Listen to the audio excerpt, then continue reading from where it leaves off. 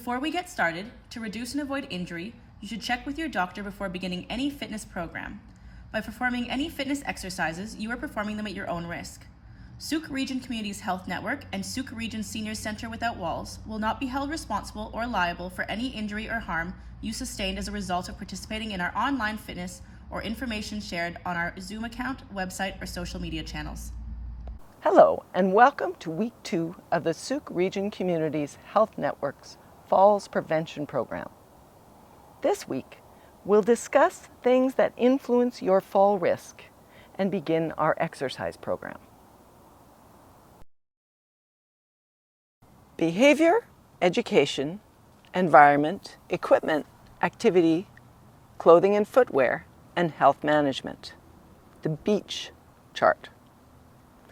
While we may know something about each of the topics, we may not be using that knowledge to inform our behavior. For instance, I know I should eat a healthy diet, but I don't necessarily choose to do so. It could be that I don't know what kinds of foods I would prepare or how to balance healthy nutrition. Educating myself about what constitutes a healthy diet gives me information and options about what might work for me.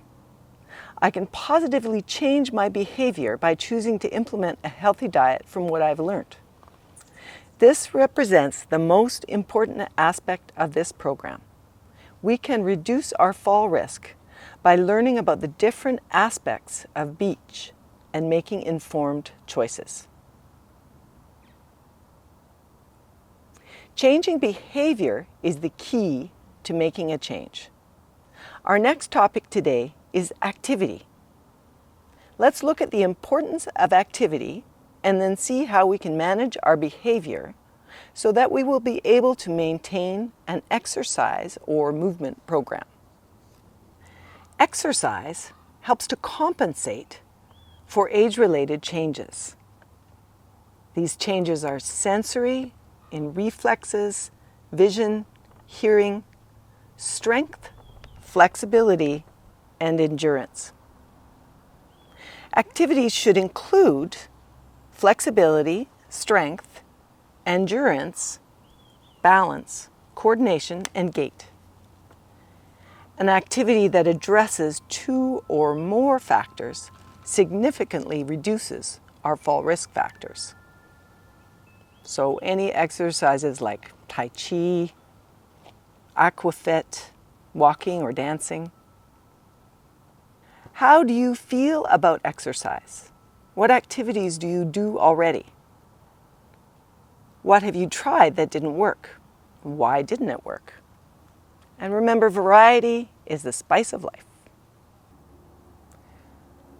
Explore which elements of strength, flexibility, endurance, coordination, balance, or gait are used in the various movement or exercise programs that you'd like to try. Which one of these is the most important? None of them. Each one improves our ability to adapt. Varied exercise helps to build and maintain our strength, flexibility, coordination, and endurance. For instance, while aquafit is generally an excellent form of exercise and satisfies several movement elements, it does little to improve your balance. Balance is integral to helping you avoid falling. Ideally, a person who loves aquafit classes would also do a land-based exercise like Tai Chi or even chair exercises to make sure they are keeping their balance reflexes toned. As we age, things change. Our ability to maintain balance is a big part of avoiding a fall. Many skills help us maintain our stability. Unfortunately, as we age, many of the skills that help us to maintain stability naturally decrease. Movement and exercise help to compensate for these gradual changes. Decreased vision and hearing can mean that we're not as aware of our surroundings. We might be easily surprised by something we didn't see or hear. our reflexes naturally slow, and it becomes more difficult to catch yourself before you fall. As we age, our muscles naturally lose strength. This strength is important for maintaining a stable posture or for adapting to changes in position. Mobility in our joints changes, and many of us have arthritis in at least one or two areas. A decrease in flexibility may prevent us from repositioning our bodies and preventing a fall. Proprioceptors are nerve receptors in our joints that inform our brain about body position. For instance, if you step on an uneven surface, it's the proprioceptors in the foot and ankle that inform your brain that the surface is uneven. If our brain doesn't get these messages, we will notice changes in our surroundings and cannot adapt our position accordingly. Make a change. Using exercise as an example, let's look at how we can change our behavior, taking something from an inclination about something we should change to a habit we are able to maintain. So first, we start with the idea. Start with contemplation. What would you like to change in your life? Think about it. The next step is preparation. What are the pros and cons? How do I go about making this change? Then plan. I will, whatever you need to do to set this into action. The next step is action. Follow through with the plan. Make it happen. Then maintenance. Make this a part of your daily life. Continue for 4 weeks up to 6 months. Notice changes and celebrate them. Then often we relapse. Life happens. Illness or events can break even the best of habits. Recovery takes time. If you relapse, just go right back to the beginning. Start with contemplation and set your habit back into place. Remember to be adaptable. A good plan will need room to allow for changes. Buddies really help you achieve success. And make sure to acknowledge your efforts. Make a move. Physical activity benefits both your body and your brain. This sheet will help you to make a plan to do something every day. First of all, think about what your activity plan would look like. What motivates you? What are your goals? What keeps you from being active? Then think about how you will build your weekly routine. Which activities would you like to include? Where will they happen? When? Would you like company, or would you rather exercise alone? Who are your activity friends? And use this simple chart to help yourself to get moving. This week we're going to do some exercises, some seated exercises. First, before you start, you want to prepare your space. So make sure you've got lots of room around you, nothing you're going to run into. You need a nice sturdy chair. You don't want something that's got too much cushion. You want it to be nice and firm. You definitely don't want to be tipping over or anything. If it's slippy, you could even put something sticky underneath it to make sure it doesn't slide. And then you want to be wearing comfortable clothes. Clothes that won't bind, maybe some layers so that as you warm up, you can take some off. As for footwear, it's up to you. I like to wear bare feet because I can feel all the muscles of my feet. For some people, socks might be better if your feet are a little bit chilly. Just make sure once we come to standing that you take your socks off unless you've got those little sticky things on the soles of your socks. And if you're really not comfortable with bare feet, Shoes are fine. Yeah, totally up to you. As you're exercising, pay attention to how you feel. If anything is painful at all, maybe back it off a little bit, try and make it a little easier. If the pain continues, just don't do that exercise. Maybe try it again later as you get stronger. Make sure you have water close by. Drink lots of water so you stay fully hydrated. I think that's about it. Let's get started. So begin sitting on your chair. First of all, you don't want to sit back in your chair like we often do. For sure, if you get tired and you need to take a rest, you're welcome to do that. But usually we want to be up on the front edge of the chair, up on the front of the seat, sitting on our sitting bones. Yeah, these are those two bones you can feel connecting to the chair. You want your feet to be firmly planted right underneath your knees. If you're a shorter person, you might want to have something underneath your feet. Taller person, you might want to have a cushion underneath your butt so you're a little bit higher. So you have a nice 90-degree angle here. Because we have the benefit of using video, you can pause at any time. You could rewind, listen again to what I say. You could decide you like these 3 exercises and do them over and over again. You can really make it your own. Yeah, so do whatever you want to do to make that work for you. So we'll begin with 3 deep breaths. I encourage you to really come into your body, to notice how you're feeling this morning, to pay attention to how deep or shallow the breath is, to notice if you've got any aches or pains, and just being with what is as you practice today. So exhale first.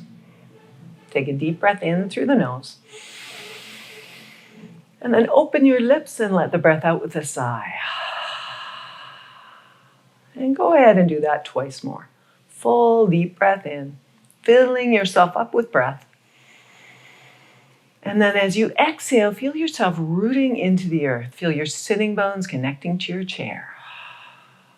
And one last time, full breath. Fill yourself up.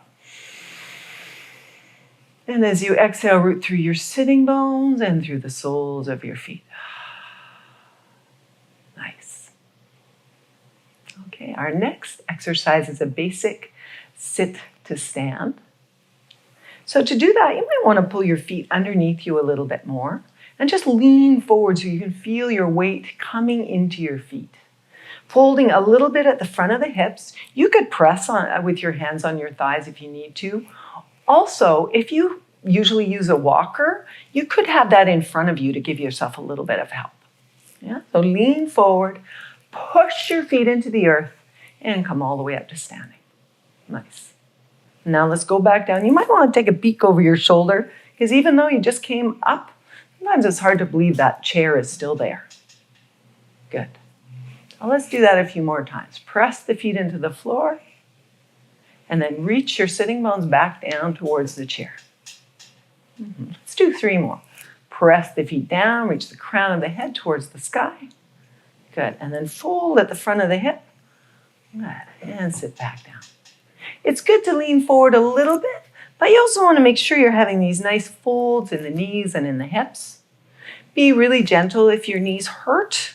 Yeah, maybe do less, or try and do it in a way that keeps your knees pain-free.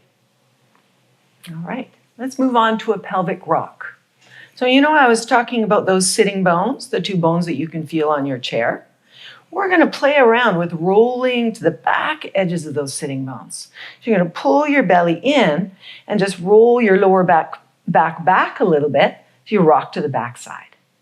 And then come up on the sitting bones and roll to the front so you have a little curve, a little arch in your back.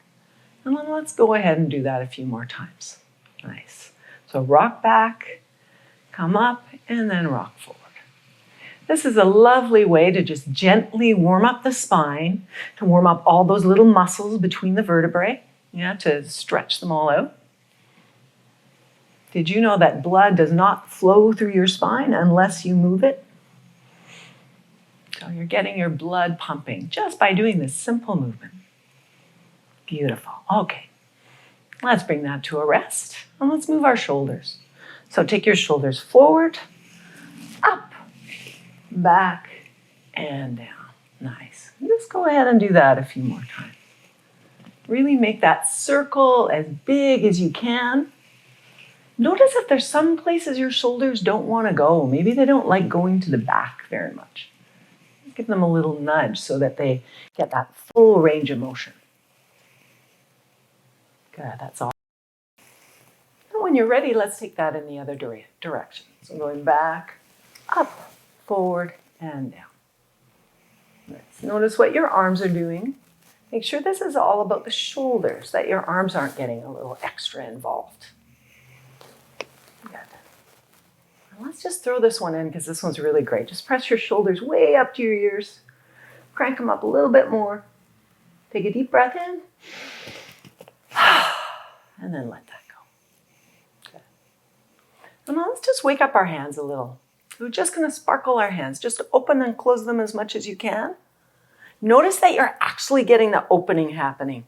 Sometimes the backs of the hands are a little bit weak and we get really onto this in part. You want to keep the backs of the hands nice and strong, so that they can protect you. If you start to fall, your hands will be ready. They'll be capable. And then let's throw a little stretch in here. So just grab the front of your hand. Just open the palm forward. Nice. This feels really good because that opens up the fronts of the fingers, the palm of the hand. And if you want to take it a little further, you could gradually straighten the elbow so the stretch comes up a little higher into the forearm. If this feels really great, you're welcome to take more time. I'm just going to move on to the other hand. And pull the fingers down, fold. And notice that this side feels different than the other side. Is one of your hands a little more bendy than the other? Have a little more pain in one side than the other? Good. Good. All right. And let's move on to a side stretch. So you might want to just put one hand down on the seat of your chair, and we'll reach the other hand over. So taking a nice big stretch. Your gaze can be wherever it feels good. So you could look down at the floor if your neck's a little on the sensitive side. Or if it feels good, you could gaze forward or even up to that hand. And then we're going to reach up to the ceiling like we're drawing a rainbow over ourselves. And go to the other side. Nice. So we're really opening up the side of the body, stretching the spaces between the ribs, giving ourselves more room to breathe. Yeah, that felt so good. Let's just do it one more time. Nice big reach over to the side. If your shoulders are sensitive, this reach might be a little bit more forward than up. Really pay attention to your shoulders. What do they want this morning or this afternoon or this evening? How would they like you to move? And then over the top, another direction. Keep tuning into your breath. Your breath is your barometer. If you notice that you're starting to breathe more quickly or getting short of breath, maybe just ease things up a little bit. Beautiful. All right, we're going to get moving a little. So let's start with a nice seated march. And I recommend that you really ground your feet, because the more we can be grounded, the more we'll be safe from falling. So root down with one foot and use that rooting down to lift up the other. And then switch. Press that foot down, lift the other one up. Okay, so we're just doing a little march. If that's enough for you, you can just stay there. If you'd like to add a swinging arm, go right ahead. You could even do same arm as leg if that works better in your body. Remember, this is your exercise program. You want to make it work for you. So notice if your heart rate is going up a little bit. That's the idea. Okay, now let's bring that to a close. Now we're going to wake up our feet just a little. So just rock them over to one side and the other. It helps to look at them. This is a great exercise to do as you're getting out of bed in the morning. So just as you put your feet on the floor, give them a little bit of warm up. Just introduce them to the floor, get the muscles waking up.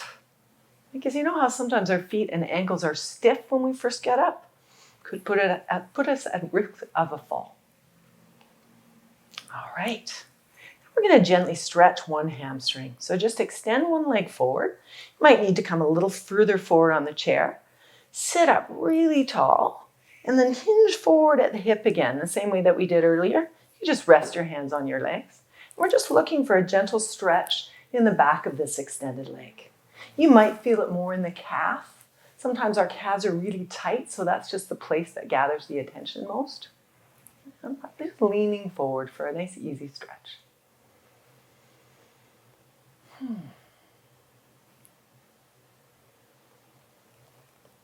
And then come back up.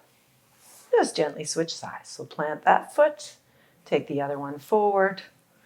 You might have to adjust where you are in your seat, and then really make sure you lift up tall before you fold over your leg. So it's not that the upper body going forward, it's that you're tipping your pelvis forward and changing this angle between the femur bone, the thigh bone, and the pelvis. So that's creating a stretch in the hamstring.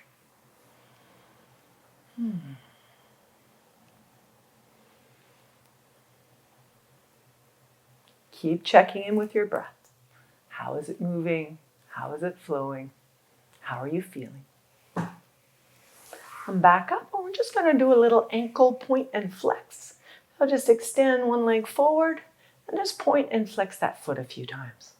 Super important for our fall prevention practice to keep our feet and ankles mobile and strong. Yeah, they're your connection to the earth. Put that one down and let's do the other foot. Nice. Notice how it feels. Are there any places in your foot that are a little uncomfortable? Put it down. I don't know about you, but my quadriceps get a little tight when I do that, so I give them a little jiggle to encourage them to relax.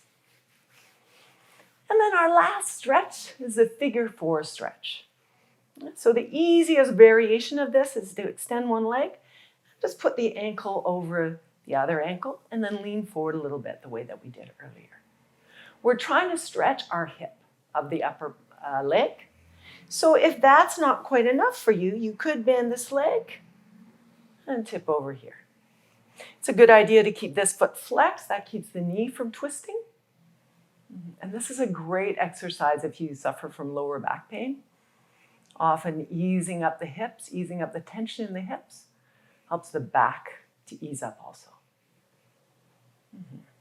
And when you're ready, come up, switch sides. So we have this low variation. Remember, one side might be quite different than the other. So really tune into your body.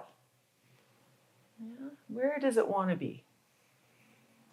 Maybe here. And this knee could bend a little bit so you weren't very far, or come all the way up. Same technique, we're rolling over onto the front edges of those sitting bones. And just tipping the pelvis forward. Let's take a last 3 deep breaths here. Good.